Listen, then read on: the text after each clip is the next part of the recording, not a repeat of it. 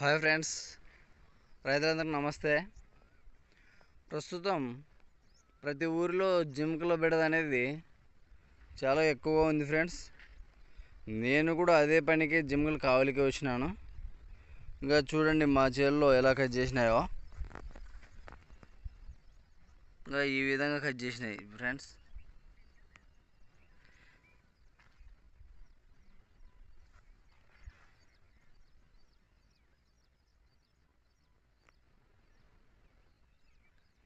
ఈ విధంగా కట్ చేయడం వల్ల రైతులకి నష్టం వాటిల్లుతుంది ఫ్రెండ్స్.